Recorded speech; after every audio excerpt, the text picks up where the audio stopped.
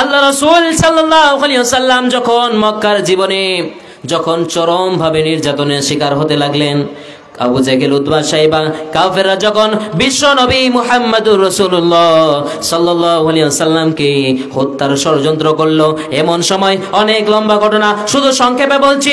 আল্লাহ রাসূল সাল্লাল্লাহু আলাইহি ওয়াসাল্লাম রুমের মধ্যে ঘুমিয়ে আছেন।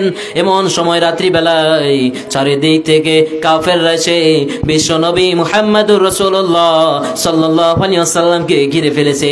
তারা জানে রাত্রি বেলায় মুহাম্মদ সাল্লাল্লাহু আলাইহি ওয়াসাল্লাম উঠে তাহাজ্জুদ নামাজের জন্য উঠবে, আর এই সময় আমরা তাকে হত্যা করে ফেলবো।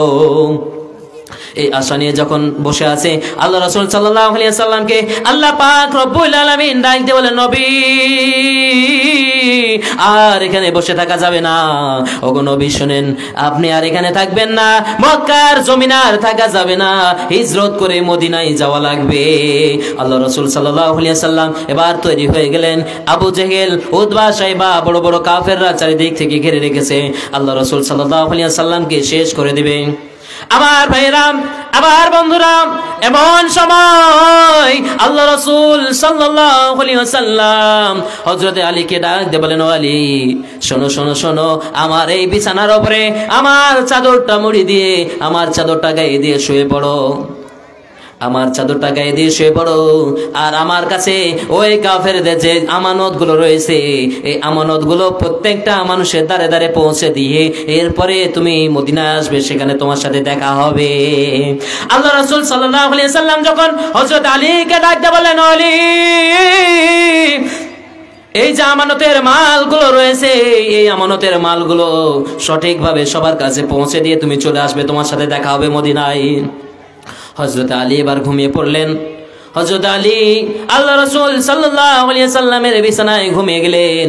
এমন সময় যখন কাফেররা যখন দেখলো আল্লাহ রাসূল সাল্লাল্লাহু আলাইহি ওয়াসাল্লাম রুমের মধ্যে আছে, বের হবে আর আমরা হত্যা করব, এমন সময় আল্লাহ পাক রব্বুল আলামিন আল্লাহ রাসূল সাল্লাল্লাহু আলাইহি ওয়াসাল্লামকে ডাকতে বলেন, ও নবী, এক মুষ্টি বালু নিয়ে ছেড়ে দেন।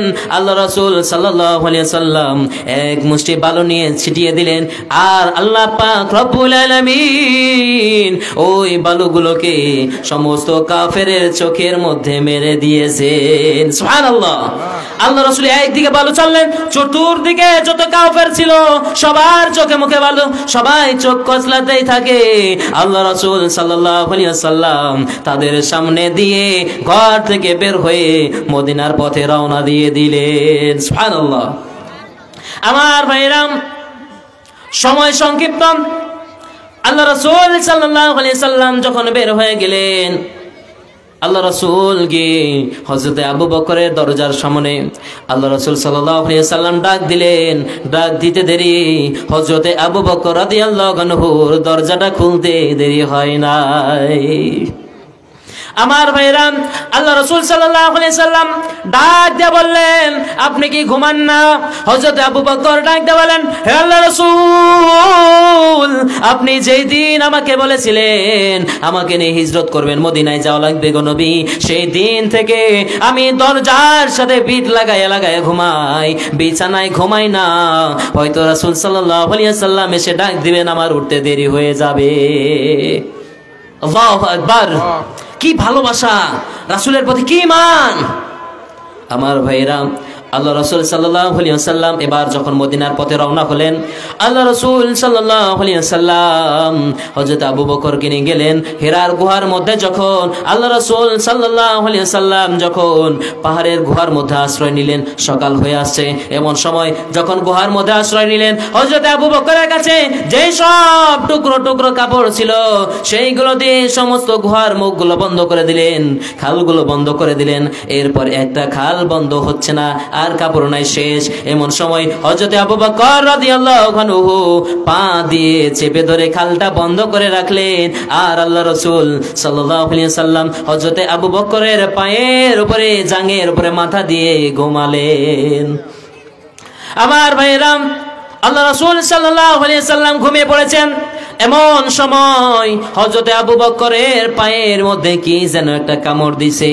হযরত আবু বকর ব্যথায় ব্যথিত হয়ে চোখ দিয়ে যখন পানি ঝরঝর করে বেয়ে পড়তে লাগলো, হঠাৎ করে আল্লাহ রাসূল সাল্লাল্লাহু আলাইহি ওয়াসাল্লামের গায়ের উপরে যখন এক ফোঁটা পানি পড়েছে, আল্লাহ রাসূল সাল্লাল্লাহু আলাইহি ওয়াসাল্লামের ঘুমটা ভেঙে যায়। আল্লাহ রাসূল সাল্লাল্লাহু আলাইহি ওয়াসাল্লাম হযরত আবু বকরকে ডাক দিয়ে বললেন, কি খবর?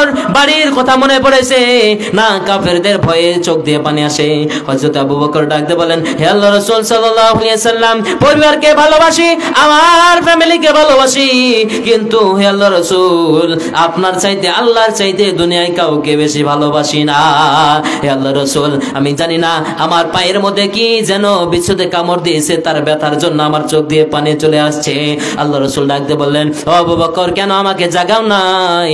আল্লাহ রাসূল সাল্লাল্লাহু আলাইহি ওয়াসাল্লামের এই কথা শুনে হযরত আবু বকর ডাক দিয়ে বলেন, হে আল্লাহ রাসূল সাল্লাল্লাহু আলাইহি ওয়াসাল্লাম, আপনার ঘুম ভেঙে গেলে আপনি কষ্ট পাবেন, এই জন্য আপনাকে ঘুমটা ভাঙাই নাই। এই জন্য আল্লাহ রাসূল সাল্লাল্লাহু আলাইহি ওয়াসাল্লাম মুখের থুতুগুলো লাগিয়ে দিলেন, আর সাথে সাথে ব্যথাটা সেরে গিয়েছে।